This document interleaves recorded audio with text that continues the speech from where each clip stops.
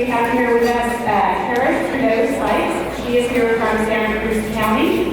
She also has her son with her, Liam. He's going to stay in his seat next to Andy, and Kara is going to come up and share with us her story.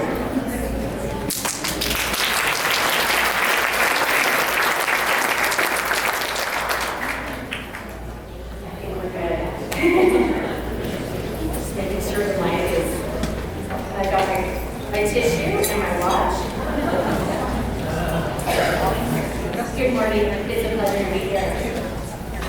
I somehow got this privilege, this invitation from Betty Jo to speak today. And without thinking, I thought, it'd be great to have to say yes. And so I shut off the email without even thinking, and then I came back and went, what have I done? I have not even done my son's baby walk. So it's definitely an honor to tell my son's story.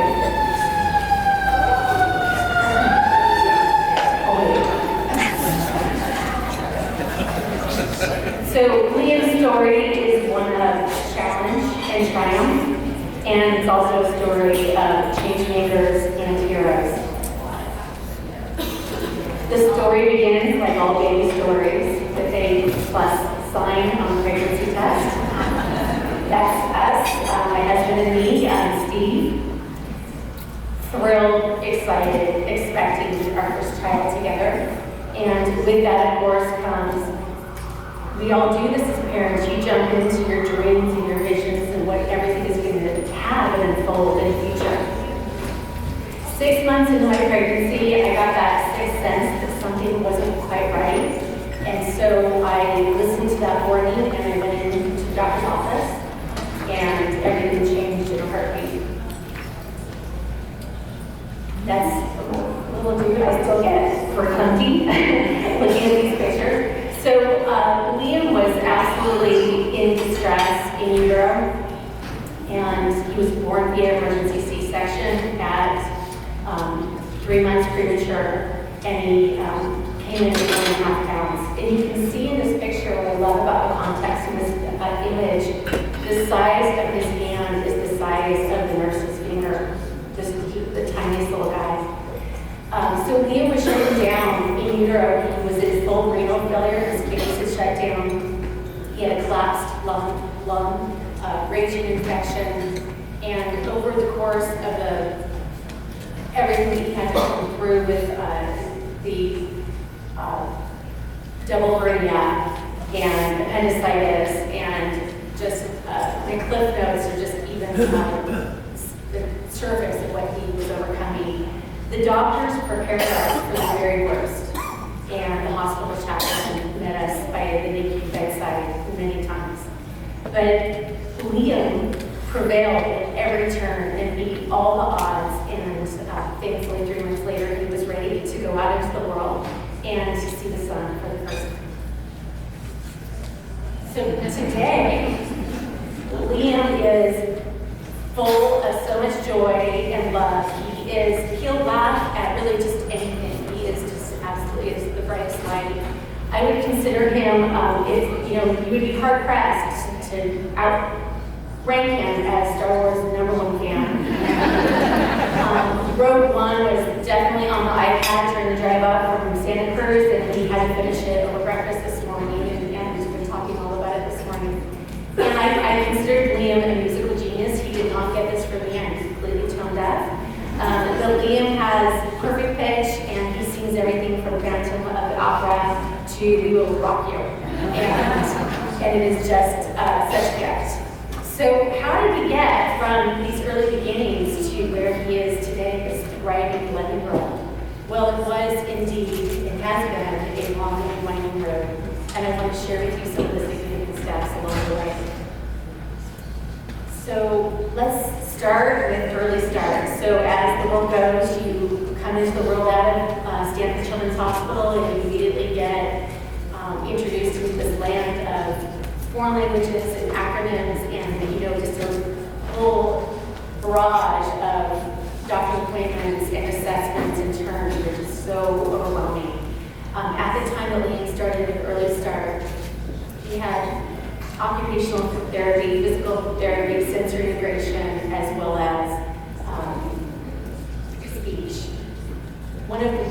physiological goals in the beginning was learning to walk and getting him physically strong. With preemies, oftentimes if there's no delays that anticipate that you will catch up within a year. And that wasn't happening for Liam. So he clocked many hours with the physical therapist on the ball, the therapy ball, and doing tons of physical therapy. And by the age of 2, when he still wasn't walking, then we expanded into horse therapy. So at 2.5 years, he met the milestone of walking, and I'm telling you, this lawnmower, popcorn popper, man, my husband was like, there's a Fisher Price ad right here. Just like you would maybe do for a 15 or 16-year-old at you learning to drive, we would take Liam to the parking lot with his little popcorn popper, and he would just clock miles and go and go and go and go. And once he was going, he was sprinting. And so that is was one of our epic victories when he was learning to walk. Another big delay that was happening in parallel with his walking delay was feeding. And gosh, as a mom, as a parent, you want your child, you want to feed them, you want to be able to nurse them, and you want them to be great. And we would do occupational therapy with sensory integration, and it wasn't happening. There was just this inability to have the motor planning to chew and to work progressively his way up through the baby foods up to the textured foods. So by the time he turned 3 and was wrapping up with early start, he was able to blow out his birthday candles, but he still wasn't able to have his first bite of birthday cake. So to close out on the feeding story, it wasn't until Liam's 8th birthday, after years of private feeding therapy, that he had this epic Teenage Mutant Ninja Turtle cake, and man, was like, we knew he was going to be able to take a bite of this cake, and so we went all out with this huge flat sheet. And that is actually the picture of him taking his very first bite of a birthday cake. And that happened at 8 years old.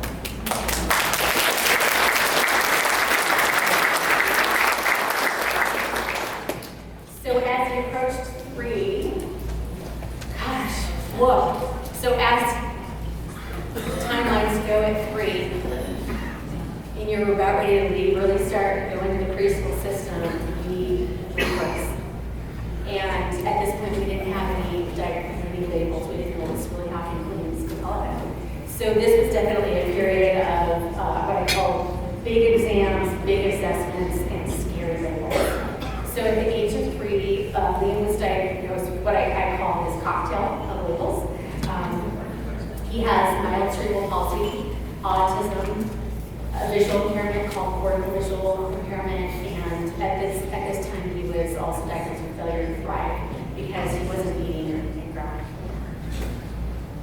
So with those labels and feeling like I wanted to go to the fetal position for probably a good year, you just keep going. It's very much like the Finding Nemo story. Just keep on swimming. You just keep going.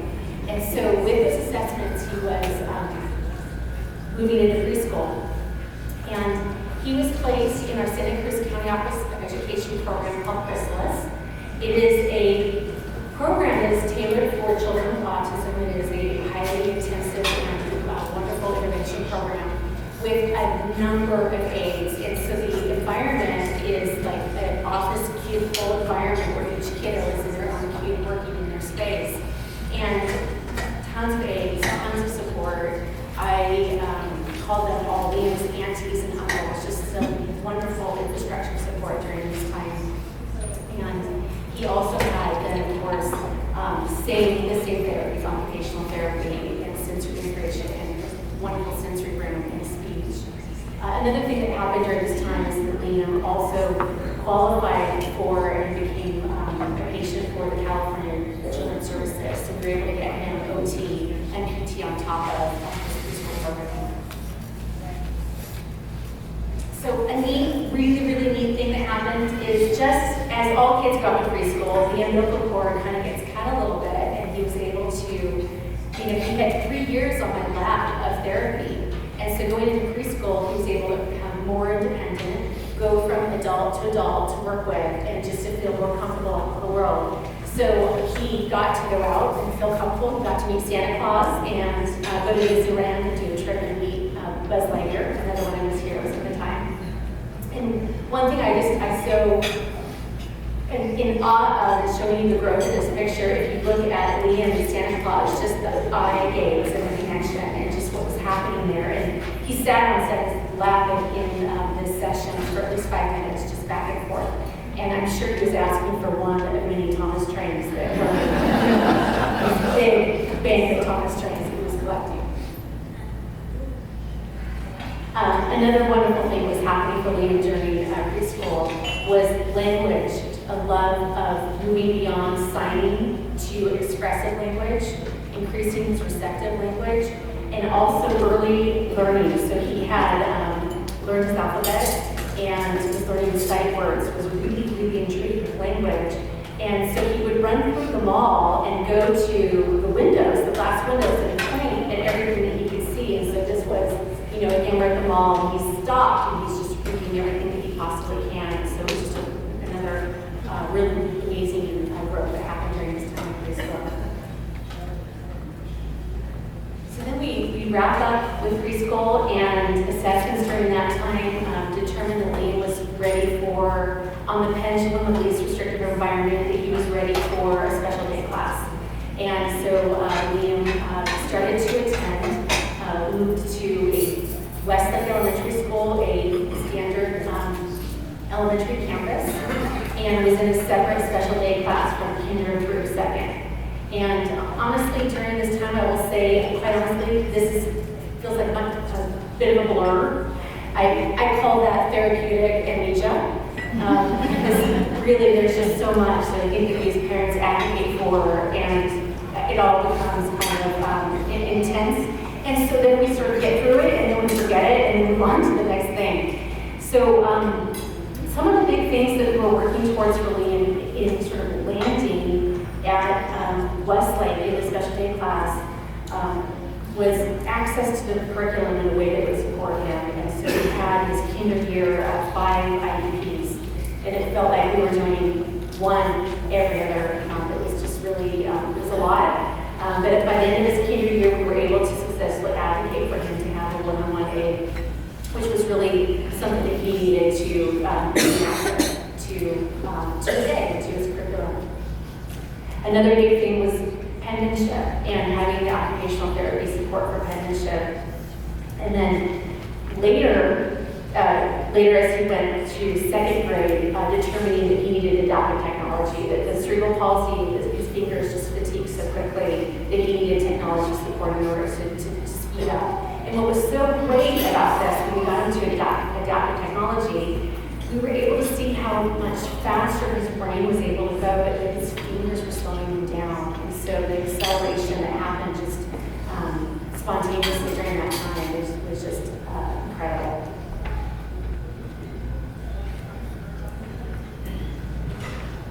Another just very basic but critical piece was navigating the campus, being safe on the campus, being on a campus of 575 elementary school children. And so his visual impairment and orientation and mobility therapists worked with him on safety on the play structure, on the playground, and safety navigating the campus. This last photograph here, she was working with him on going through the crosswalk safely, knowing where the red curve is, and not stepping into the school parking lot. And so for Liam, it was just this, again, big world, and being able to work his way through the school and be able not to run into kids and to know that he could get from his classroom to the library to the bathroom and work his way around the school. So inclusion. So now I'm moving into closing out on second grade. I want to talk about inclusion.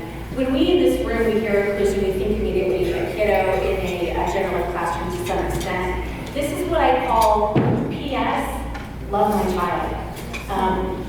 Every single member on Williams team through the years has led with compassion and looking at him for his unlimited abilities and looking at him as a whole child and his quality of life. What is going to give him the best quality of life today, but it will give you the best quality of life in the future. So that is what has been, I think, so important for his growth, is feeling loved and feeling supported and feeling like he's held to be safe and to succeed. And so, again, as we moved into third grade, he then had the opportunity to start branching out into an inclusive environment so that he could be open to other children, learn and model those behaviors, and to feel like he belonged and that he had the right social and emotional environment supporting him. So, some highlights. Third grade, he was in the special day class, and then he did inclusion a portion of the time with the general ed third grade class. His teacher happens to be a teacher who does a class play at the end of the school year, and so this was Liam's first time taking all that musical talent and being able to stand up on the stage and perform with his peers. And what I loved about the picture in the middle, because he was such a strong, confident singer, the teacher was able to place him with some other kiddos that were a little bit more tenuous about singing. And so it was an area where Liam could immediately lead and build his confidence and feel like he had a way and a place to shine. Class art projects and more music projects. And eye surgery. So along this parallel track, he was still going out to Stanford Children, still regularly being seen by the doctors, and the visual impairment that he had determined that there was an opportunity to try to correct his eyes with the surgery. So that was for my husband and myself, I will just say it was a very intense time to go back to the hospital, the same place that he was in the NICU from birth, and then to have him go under general anesthesia and back into surgery.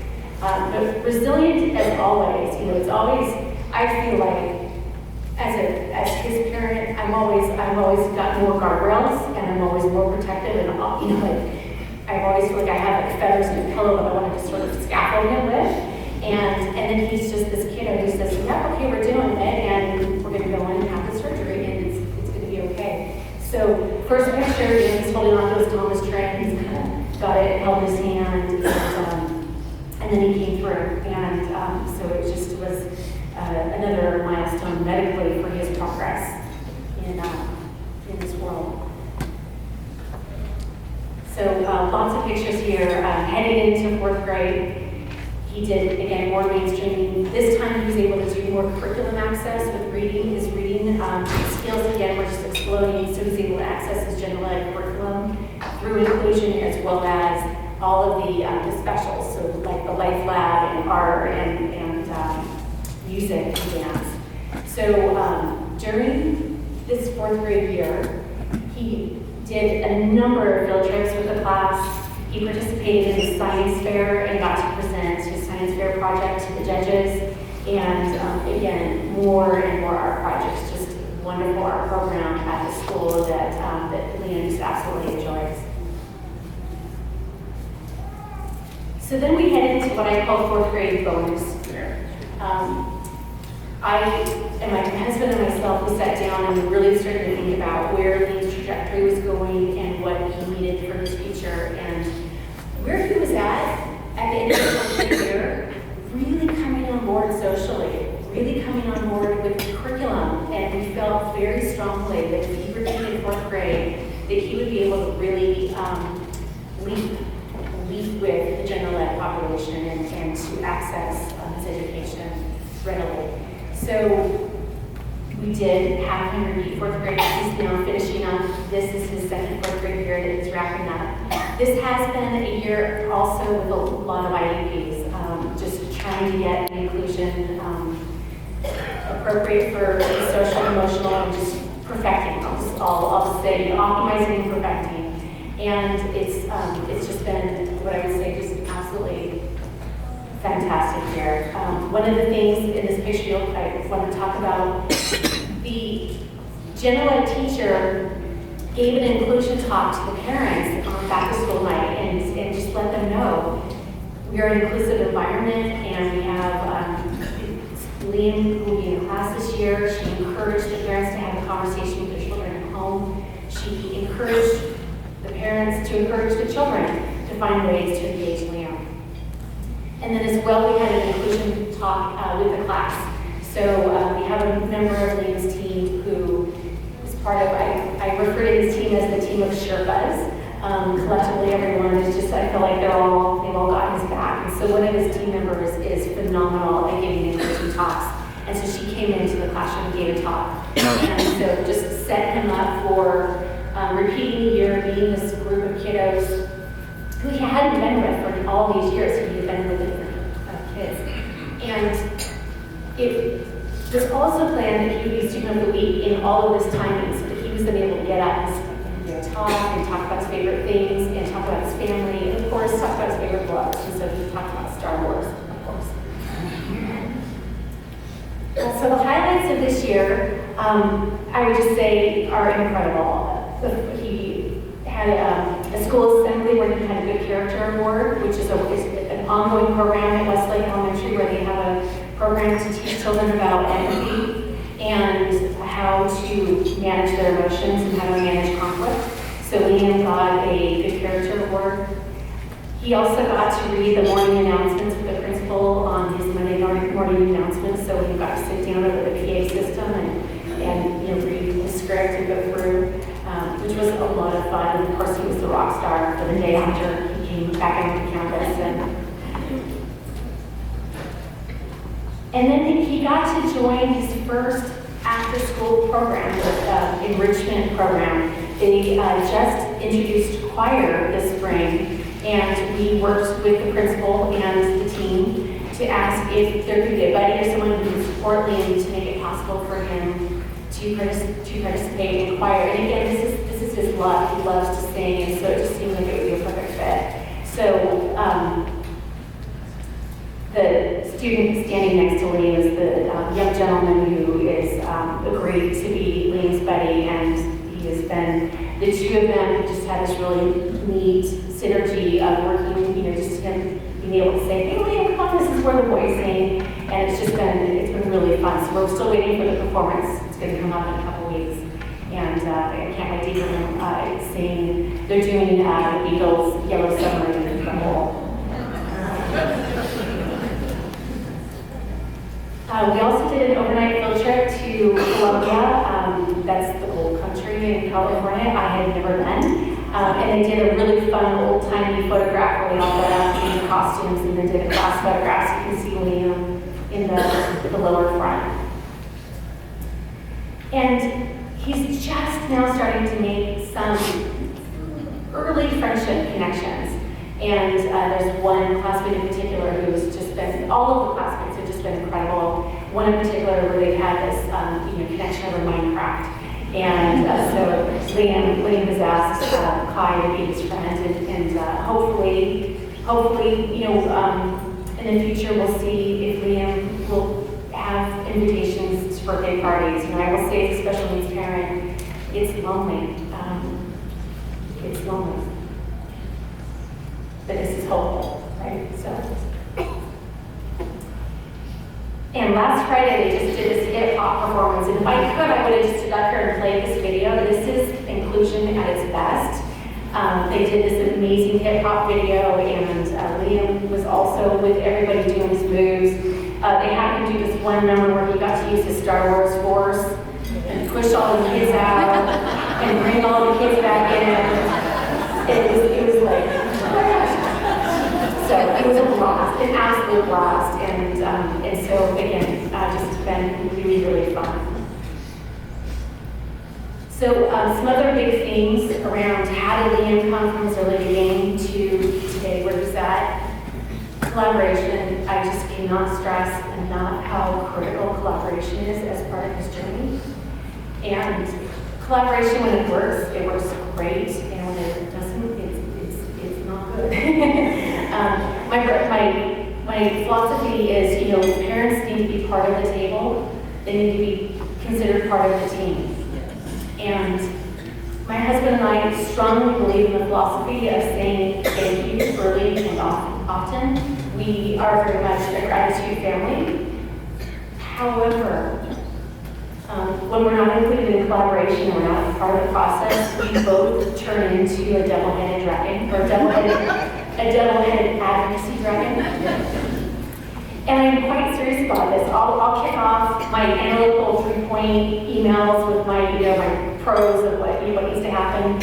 And my husband, who has a background in sales, picks up the phone call every hour and then goes and drives down to the office. So really, if collaboration breaks down, you get both of us. And it's a 180-degree pivot from our happy gratitude we're now advocating. And I pause here and talk about this because I think quite often, sometimes in the beginning, I was naive and thought that organically things were just going to happen. And I sometimes at the beginning would get a little down on myself that I thought that, but I didn't realize it actually requires you really rolling up your sleeves and really speaking your voice, standing in your truth, and really speaking from your heart about what your child needs. And so collaboration is just so important. And I also want to say, if you're ever having issues with an IEP, certainly call out for an advocate. If you know anybody in sales, get them to lead as well. I'm telling you, my husband is persistent, he knows how to negotiate, and he knows how to close a deal.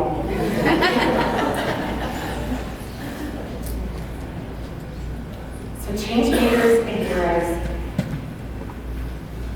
There have been an infinite number of change makers and heroes that have been part of this team from the beginning to today.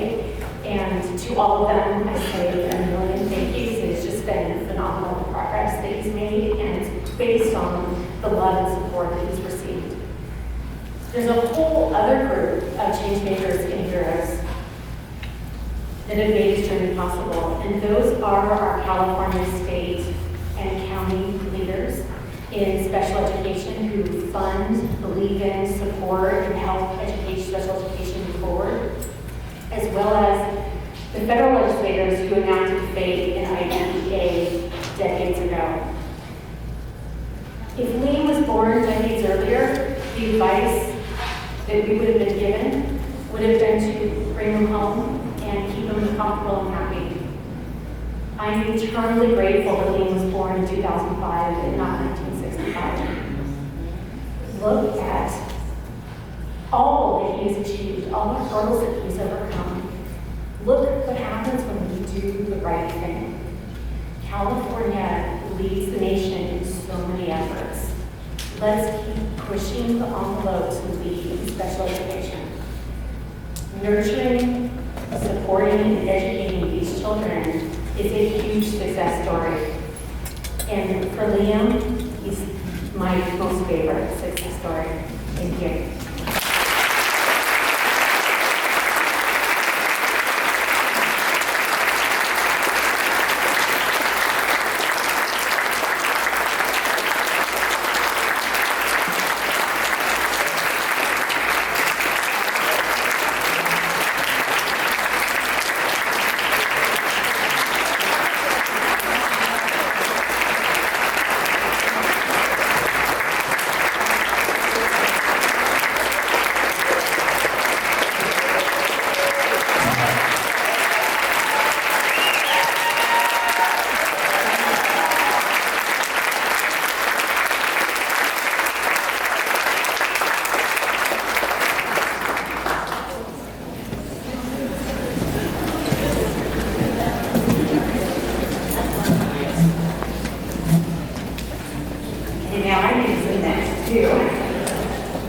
Thank you so much, Eric, for sharing with us.